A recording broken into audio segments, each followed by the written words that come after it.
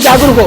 ये नेता आपके सेवक है, उससे सवाल करने का आपको हक बनता है। अगर आप टैक्स देते हो तो उसका भी हिसाब आपको लेना चाहिए, क्योंकि आप मालिक हो। जनता मालिक तभी कहलाती है जब सवाल खड़े करेगी। लेकिन आज भ्रष्टाचार पूरे चरम पे है, तो जो भी भ्रष्टाचार कर रहा है वो उसकी पार्टी में आ रहा है।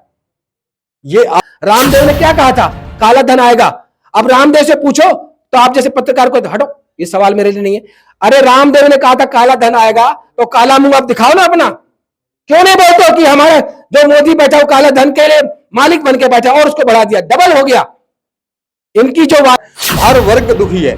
आज वर्ग ले तो जवान दुखी है, किसान दुखी है, ड्राइवर दुखी है, रोजगार बच्चे दुखी है, बेरोजगार दुखी है। कौन सा वर्ग सही है जो रोड पे नहीं आया? भ्रष्टाचारी है तो जेल के अंदर होना चाहिए कि भाजपा के अंदर होना चाहिए? मैं सवाल पूछता हूँ। एक करोड़ लेकिन आएगा तो फिर भी मोदी कहते हैं 400 पार की बात की जाती है। ईवीएम छोड़ देना, फिर आके दिखा देना। ईवीएम छोड़ देना। ईवीएम क्यों नहीं छोड़ रहे? जिस देश ने ईवीएम बनाई है उसने छोड़ दिया, हिंदुस्तान उसको पकड़ के बैठ गया। पूछना चाहिए, बहुत हुई महंगाई की बार, अब की मार मोदी सरकार, ये वापस पेट्रोल पंप में क्यों नहीं लगाया जा रहा है? बेटी बचाओ बेटी पढ़ाओ क्यों नहीं बोला जा रहा है? जो वादे किए थे वो बोले नहीं जा रहे, क्योंकि ये झूठे घोषित हो गए। अब पूरा देश विरोध कर रहा है तो ईवीएम नहीं छोड़ रहे। बैलेट पेपर पे चुनाव कराओ तो पूरी पब्लिक इस ईवीएम में विरोध है। आज जो भी नेता बिक रहा है, मैं उसको बता देता हूं, आपको देश की जनता चुनती है, ये नेता नहीं चुनते। आप ईवीएम के मत कितना जी लो, लेकिन इस बार ईवीएम हम चलाने नहीं देंगे। जैसे दूसरे देशों ने बंद किया, या भारत में भी बंद होकर रहेगा। कैसे बंद करवाओ? हम बहिष्कार करें। विरोधी हैं, सिर्फ वही विरोध कर रहे हैं। विरोधी नहीं है, किसी मोदी की श्राप नीतियों के विरोधी है। मोदी का विरोधी नहीं है, मोदी की नीतियों के विरोधी है। मिलकर बंदे बैठे, हर जगह इन्होंने अपने बंदे सेट करके रखे, या तो डरा धमकाकर या पैसे के बल पर। ये हर जगह ईडी का छापा डलवाने का डर देते हैं। आर्थिक ईवीएम पे भरोसा हमें नहीं, किसी को भी नहीं। जिस देश ने बनाई उस पे नहीं, हमें किस लिए? क्यों नहीं को साथ जाके सम्मान करते हो, वर्दी पहन के चले जाते हो, चलाना बंदूक आता नहीं है, दिखावा करते हो। क्या तुम्हारे देश का मतलब है? तुम्हारे देश की जनता तुम्हारा साथ क्यों देगी? तुम्हारे देश की जनता तुम्हारा साथ नहीं दे रही, सिर्फ ईवीएम साथ दे रही है। आप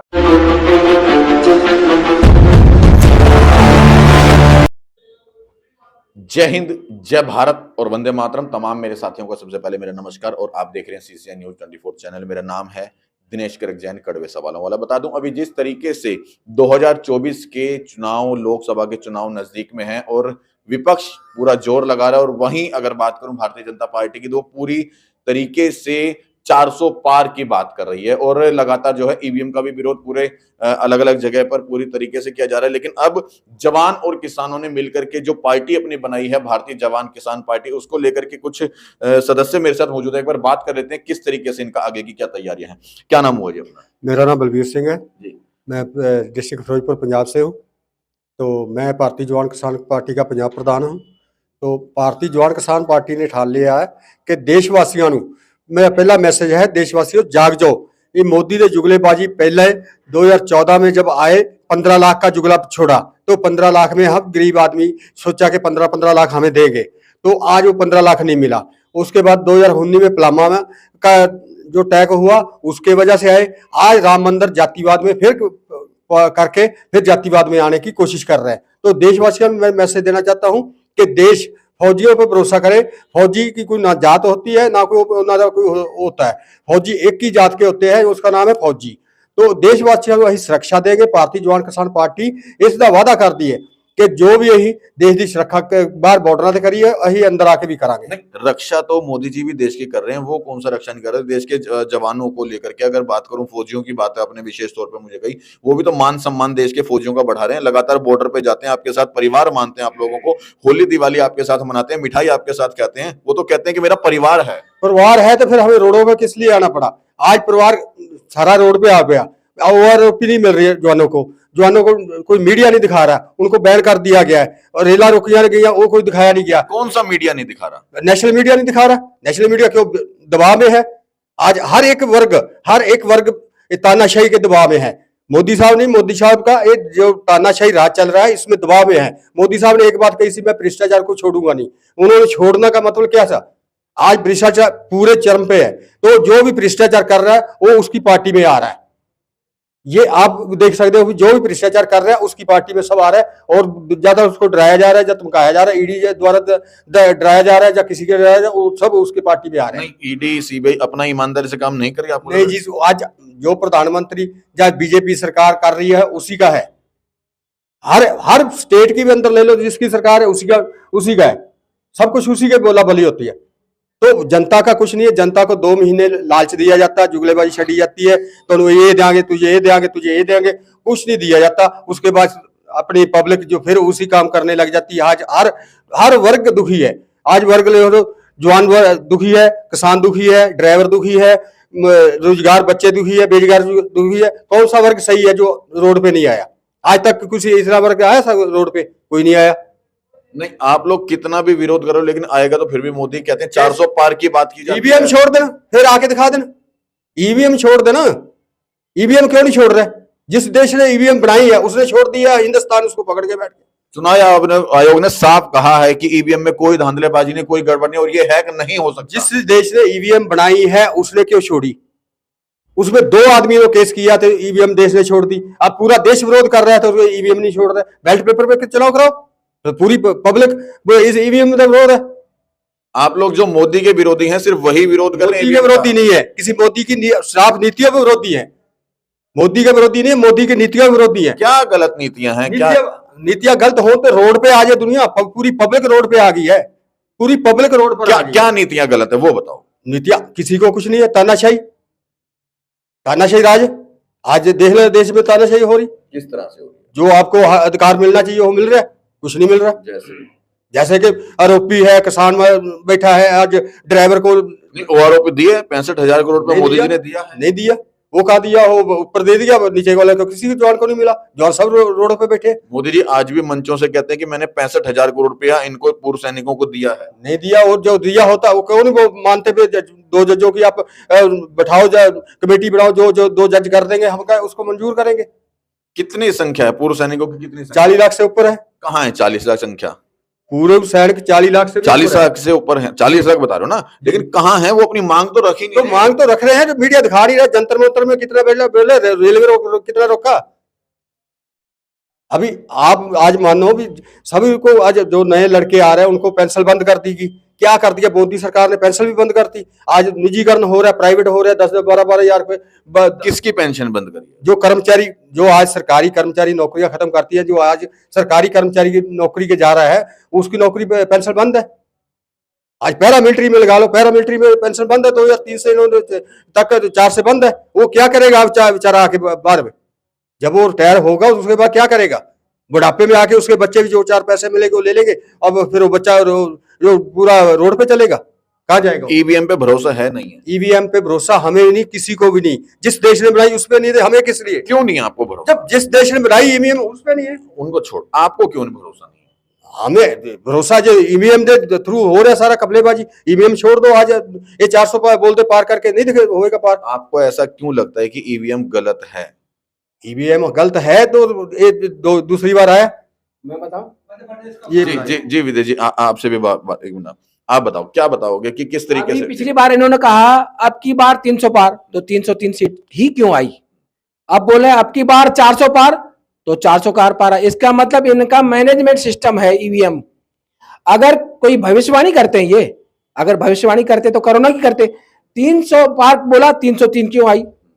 400 बोला तो 400 का। अपने पे भरोसा है उनको, अपने काम पे भरोसा है। ये बताइए, कोई विद्यार्थी परीक्षा देता है तो उसको मालूम है कि 90-95 नंबर आएंगे, 98 आएंगे।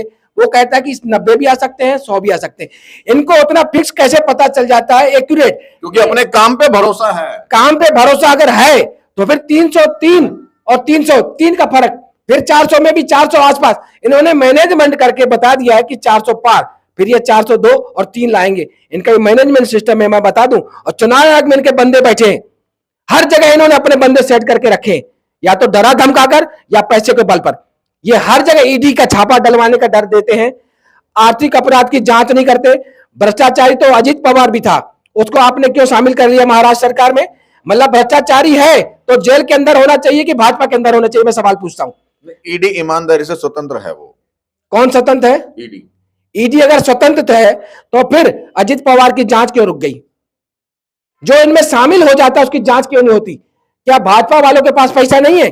इतना फंड कहां से आ रहा है? ये इनके स्रोत की जांच होनी चाहिए। आज इनके पास इतना पैसा आ रहा है, ये कहां से आ रहा है? ये कौन इनको फंडिंग कर रहा है? एक भी मंत्री के घर पर नहीं निकला है पैसा अभी तक। तो अभी तक जांच नहीं हुई तो कैसे निकलेगा? ईडी की जांच कभी भाजपा के पास हुई क्या? आप बता दो, रिकॉर्ड बता दो मेरे को। ईडी जांच किसकी करती है? जो भाजपा में शामिल होने से मना कर देता है, जो सच्चाई के साथ है उसकी छापेमारी करेगी, उसको नोटिस पे नोटिस जारी करेगी कि डरा धमका के। अभी नीतीश कुमार के साथ क्या हुआ?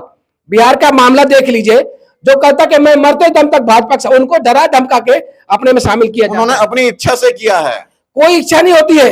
आज उनकी पार्टी में बगावत हो गई।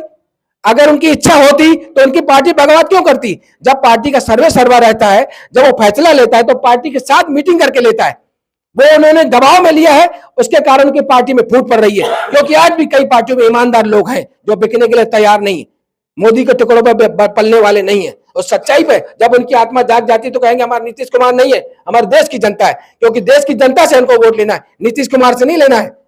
आज जो भी नेता बिक रहा है, मैं उसको बता देता हूं, आपको देश की जनता चुनती है, ये नेता नहीं चुनते। आप ईवीएम के मथे कितना जी लो, लेकिन इस बार ईवीएम हम चलाने नहीं देंगे। जैसे दूसरे देशों ने बंद किया, या भारत में भी बंद होकर रहेगा। कैसे बंद करवाओ? हम बहिष्कार करेंगे, सब चुनाव का बहिष्कार करेंगे। इनको कहीं भी खड़े ईवीएम की जांच कराओ ना। हम कहते हैं अगर कोई चोर नहीं है तो उसको अपनी जांच कराने में दिक्कत क्या है? आपके मन में चोर है, आपने मैनेजमेंट किया, इसलिए आपको शक है, इसलिए आप उसकी जांच नहीं करा रहे हो।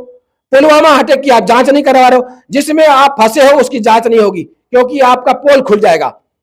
आप मेरी बात सुन, देश के सैनिकों के लिए हमारे प्रधानमंत्री लगातार बॉर्डर पे जाते हैं। उससे पहले कोई प्रधानमंत्री ऐसा नहीं हुआ जो देश के जवानों के लिए बॉर्डर पे जाता हो। ये इकलौते प्रधानमंत्री हैं मोदी जी, जो बॉर्डर पे जाते हैं, उनके साथ होली दिवाली मनाते हैं, उनको परिवार मानते हैं। और आपने भी फौज की वर्दी पहनी है इस समय, और उसके बावजूद भी आप कह रहे हैं कि मोदी ने कुछ नहीं किया। आप कहते हो कि ये बॉर्डर पर जाते हैं, ये बॉर्डर पर दिखाने जाते हैं कि हम जनता के साथ हैं, सैनिकों के साथ हैं।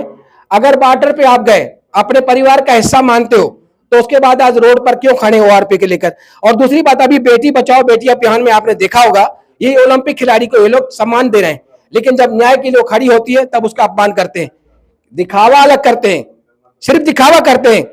कोई भी अगर आंख बंद करके अगर पूजा पाठ करता है तो क्या फोटो खिंचवाता है क्या? हम भी साधना करते हैं, हम भी सच्चे भक्त हैं, हम भी राम भक्त हैं, हम भी देश भक्त हैं। साधना एकांत में की जाती है, दिखा के नहीं की जाती। गेरुआ कलर पहन के आपने से दिखा दिया, जनता को दिखाने का काम कर रहा है। टोटल दिखावटी, अंदर इसका पूरा काला पड़ा है, दिखावटी। अगर आप सैनिकों से प्यार करते हो, किसानों से प्यार करते हो, जो आपने वादे किए वो पूरे नहीं कर रहे हो, किसानों की आय दुगनी करके सड़क पर ला दिया। वादा क्या किया था? किसानों की आय दुगनी करेंगे, सड़क पर आ गए। सैनिकों का जाके सम्मान करते हो, वर्दी पहन के चले जाते हो, चलाना बंदूक आता नहीं है, दिखावा करते हो। क्या तुम्हारे देश का मतलब है? तुम्हारे देश की जनता तुम्हारा साथ क्यों देगी? तुम्हारे देश की जनता तुम्हारा साथ नहीं दे रही, सिर्फ ईवीएम साथ दे रही। मैं आपको साथ जनता साथ दे रही है, जब भी तो लगातार दूसरी बार जीते। अब तीसरी बार की भी बात हो रही है 400 पार की। इसमें कुछ जनता को भी सचेत होना पड़ेगा, जागरूक होना पड़ेगा। जनता को पुराने वादे याद करने चाहिए। 15 लाख मिलेगा, स्विस बैंक का पैसा जो आएगा 15 लाख सबको मिलेगा। वो 15 लाख किसी को नहीं मिला, स्विस बैंक का पैसा डबल हो गया, उसकी जांच अभी नहीं होगी। अब स्विस बैंक का नाम इनके मुंह से नहीं आएगा। रामदेव ने क्या कहा था? काला धन आएगा। अब रामदेव से पूछो तो आप जैसे पत्रकार को हटो, ये सवाल मेरे लिए नहीं है। अरे रामदेव ने कहा था काला धन आएगा, तो काला मुंह आप दिखाओ ना अपना।